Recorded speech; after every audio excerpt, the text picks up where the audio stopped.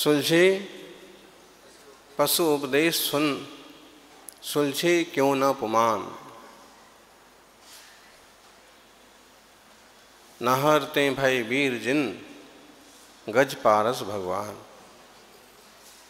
एक बहुत सुंदर और पुराना दुआ है।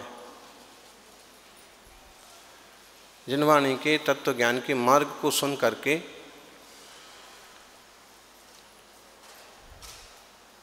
पशु भी सुलझ गए। ऐसा भेद विज्ञान का, ऐसा तत्व ज्ञान का मार्ग और कहीं भी दुर्लभ है।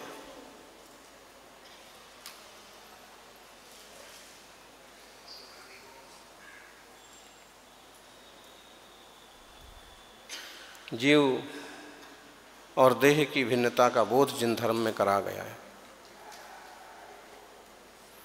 सुलझे पशु उपदेश सुन, सुलझे क्यों ना पुमान। पशु भी उपदेश सुनकर के सुलझ गए, इंसान क्यों नहीं सुलझता है। नाहरते भय वीर जिन, गज पारस भगवान। और शेर तो महावीर भगवान हो गए और हाथी का जीव पार्श्वनाथ भगवान हो गया। जब हम पार्श्वनाथ भगवान के भव उठा के देखते हैं तो एक भव में, पिछले 9वें भव में वो हाथी की पर्याय में थे। जैन धर्म में तो पशु पंछियों की आत्मा भी आत्म कल्याण कर लेती है, आगे बढ़ते बढ़ते इंसान बन करके भगवान बन जाती है। जैन धर्म में, जैन शासन में पशुओं पर, पक्षियों पर भी अत्याचार करने को स्पष्ट मना है। पेड़ पौधे वनस्पतियों को भी कष्ट देना पाप समझा जाता है। फिर कोई ऐसी कल्पना कैसे कर सकता है कि जैन मंदिर, जैन मठ या किसी संस्था के पास कोई हाथी, घोड़े, बैल जैसे जानवर हों और उन्हें तकलीफ दी जा रही होगी। फिर भी नानी मठ का जो प्रसंग बना, वहाँ के स्वामी जी जिनसेन जी भी बहुत दुखी और परेशान हैं और लोगों की भावनाएं भी बहुत बुरी तरह से दुखी हैं। ऐसे में चाहे वह कोर्ट का आदेश हो, चाहे सरकार का, चाहे किसी संस्था का, ये गलत है। इस पक्ष में तो हम लोग भी हैं कि किसी भी जानवर को बंदी नहीं बनाया जाना चाहिए, तकलीफ नहीं देना चाहिए। लेकिन अगर कहीं किसी संस्था में पहले से हैं और वो वहाँ एडजस्ट हैं और वहाँ अपने आप को ठीक अनुभव करते हैं, तो उनको वहाँ से ज़बरदस्ती हटाना और फिर उनका स्थान बदल करके उनको नई जगह पर छोड़ देना, ये बिल्कुल अनुचित है। आज देखें तो देश भर में गौशालाएं, जैन समाज अनेक गौशालाएं चलाती है। पशुओं के, पक्षियों के अस्पताल चलाते हैं। और इस समाज के बारे में ऐसा कहा जाए या उस संस्था के बारे में कि वहाँ पर हाथी को तकलीफ दी जा रही थी, तो इस तरह की बातें ठीक नहीं हैं। कम से कम समाज को तो बदनाम ना करें। किसी की नीयत खराब है, किसी को चाहिए है, वो बात अलग है। बाकी दक्षिण भारत में अनेक जगह हैं और फिर इस तरह से तो ये चालू हो जाएगा और सारे मठ और वहाँ से, क्योंकि इस पक्ष में हम भी हैं कि अति बंधन और अति कष्ट देकर के किसी भी जानवर को कंट्रोल करना ठीक नहीं है। अगर वहाँ हिल मिल गया है, वहाँ रहता है, बरसों से रह रहा है, तो उसको वहाँ रहने का अधिकार होना चाहिए, ज़्यादती नहीं होना चाहिए। आज इस विषय को लेकर करके देश भर में एक तरह का मंथन चल रहा है और नानी मठ की जो हथनी थी, जिसे महादेवी या माधुरी कह रहे हैं, नाम रखते हैं और इन नामों से पुकारने पर वो पशु पहचानते हैं, आ जाते हैं। चेतना है उनमें। बस हमारी तरह वो वचन नहीं बोल सकते हैं, न्याय नहीं मांग सकते हैं, लेकिन अनुभव कर सकते हैं, अपनों को, परायों को पहचान सकते हैं, सुख दुख को भांप सकते हैं।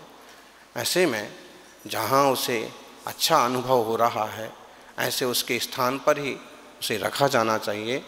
और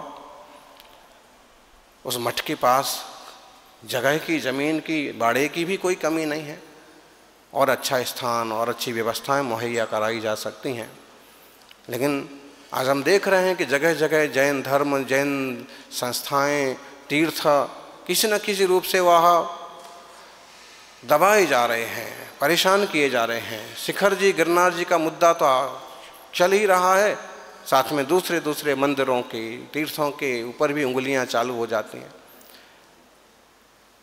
जैन समाज देश में अल्पसंख्यक में भी अल्पसंख्यक है।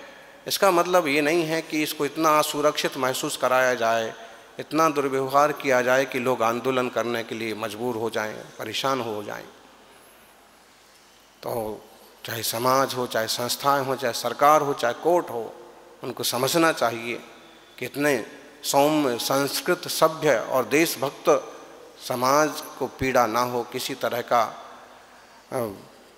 दबाव ना बनाया जाए, किसी तरह का कब्जेबाजी से बचा जाए, ताकि ये सुंदर सा समाज बना रहे। आज ज़रूरत तो इस चीज़ की है, सेव जैनिज़्म, क्योंकि बहुत कम संख्या में इस सुंदर श्रेष्ठ संस्कृति का अनुसरण करने वाले लोग बचे हैं। चूँकि आज पूरे देश में इसके सिद्धांतों का प्रभाव है और बड़े से बड़े लोग इसका अनुसरण कर रहे हैं, तो हमारा यही आग्रह है कि बुद्धिजीवी लोग जो हैं इस दिशा में गंभीरता से कदम उठाएं और जहां अपने आप को सुखी और शांत महसूस करते हैं, जहां उन बरसों से वो हाथी घोड़े रहे हैं और अपनापन महसूस करते हैं, वहाँ उन्हें रहने दिया जाए। कुछ शर्तें हो सकती हैं, कुछ नियम हो सकते हैं, कुछ व्यवस्थाएं हो सकती हैं, कुछ सूचनाएं हो सकती हैं कि इस आधार से उन जीवों को, उन जानवरों को और अच्छा वातावरण उपलब्ध कराया जाए, कष्ट ना दिया जाए। इस पर समाज जन भी या संस्थाएं भी ध्यान देवें कि अगर किसी संस्था के पास इस तरह की अमूल्य निधि है तो उसको किस ढंग से संभालना, किस ढंग से उसको सुरक्षित करना, प्यार से, स्नेह से उसके साथ व्यवहार करना, सभी का मंगल हो और अपने स्थान पर उसे वापस किया जाए, ऐसी मंगल भावना है। ज़रूर बनतारा वाले भी समझें और सुप्रीम कोर्ट वाले भी समझें। जन आंदोलन ठीक नहीं होते हैं, कभी कभी उनसे बड़ा नुकसान भी खड़ा हो जाता है। इस बात को समझना होगा। आज अनेक साधु संत, आचार्य, महंत इस दिशा में अपने वक्तव्य दे रहे हैं और पशु पंछियों का संरक्षण बहुत जरूरी है। ये समझ में नहीं आता है कि गौवंश का जो कत्ल होता है या पशु पंछियों को बेरहमी से कुचल दिया जाता है, उसके लिए लोग इतनी आवाज़ नहीं उठाते। बूचड़ खाने खुले जा रहे हैं, गोमांस जैसी चीज़ों का निर्यात भी नहीं रुक पा रहा है, उस पर नहीं आंदोलन होते, उस पर फैसले नहीं आते हैं। जबकि इस पर फैसला बनना, इस पर कानून बनना चाहिए कि गो हत्या वंशिक बंदी कम से कम देश में पूरी तरह से हो। बूचड़खानों के लिए जो अनुदान दिए जाते हैं वो ख़त्म हो, हिंसक संस्थाओं के लिए जो वो ख़त्म हो, ऐसी चीज़ें ज़रूरी हैं। अगर कोई जीव गौशालाएँ, हस्तीशाला, अश्वशाला इस तरह का अगर पालन कर रहे हैं, जीवों का निर्वाह कर रहे हैं, उसमें क्या बुराई है। जो लोग बनतारा में इकट्ठे कर रहे हैं वो लोग भी तो एक तरह से इकट्ठे ही कर रहे हैं, वो भी तो एक बाड़ा ही है, चाहे वो 100 एकड़ का हो चाहे 1000 एकड़ का हो। वो भी तो कभी उनको समझाने के लिए, कंट्रोल करने के लिए लाठी का, किसी चीज़ का उपयोग करेंगे, कहीं इकट्ठा करने के लिए, बुलाने के लिए कोई ना कोई व्यवस्था का उपयोग तो करेंगे। या समझ लो उसको खेल बनाएंगे, लोग देखने जाएंगे, तो इससे भी उनको परेशानी आखिर होगी। गाड़ियाँ आएंगी जाएंगी, मान लीजिए शेर इकट्ठे हो गए, फिर घूमने जा रहे जंगलों में, जहाँ शेर हैं, अभयारण्य हैं, वहाँ भी लोग गाड़ियाँ लेके घुस गए। जानवर कहाँ जाएं? और कहीं अगर कहीं संस्थाओं में हैं तो उन पर उंगलियाँ होती हैं, और देखा जाए तो अनाचार, अत्याचार तो पशु पंछियों पर हो ही रहे हैं। तो वास्तविक ढंग से हम देश में क्या कर सकते हैं? बड़े बड़े जो जंगल हैं उनको एकदम अभयारण्य घोषित कर दिया जाए। शहरों के बीच में जो उद्यान हैं, बाग बगीचे हैं, उनको ऑक्सीजन जोन घोषित कर दिया जाए। कुछ ऐसे कदम उठाए जाएं जो स्थायी रूप से देश के लिए लाभकारी हो।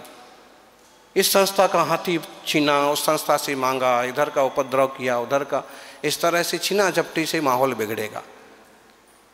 ठीक ढंग से सोच करके कानून बने और इस पर काम ठीक ढंग से हो, जिसके बड़े स्केल पर पशु पंछियों को, जीव जंतुओं को राहत मिले। अहिंसा परमो धर्मा, जियो और जीने दो, वसुधैव कुटुम्बकम, इन भावनाओं को लेकर के हम सभी बढ़ते रहें। नेमिनाथ भगवान को तो वैराग्य ही इस निमित्त से हुआ था। पशु बाड़े में बंद थे और उन्हें देख करके उन्हें विचार किया, पूछा। लोगों ने बताया कि बारात में आए हुए लोगों के काम आएंगे। उन्हें वैराग्य हो गया, मेरे कारण से जानवरों को दुख दिया जाएगा, और गिरनार पर्वत पर कठिन तपस्या की, वहाँ से मोक्ष प्राप्त किया। जैन धर्म चिट्ठी पर भी दया करता है। ऐसे में कम से कम इस तरह के आरोप तो ना लगाएं कि इसे कष्ट दिया जा रहा है, पशुओं को तकलीफ में रखा जा रहा है। बाकी तो उचित रीति से, नीति से फैसला हो और वह अपने स्थान पर हाथी का जीव पहुँचे अपने बाड़े में जहाँ पहले था। ऐसी मंगल मनीषा।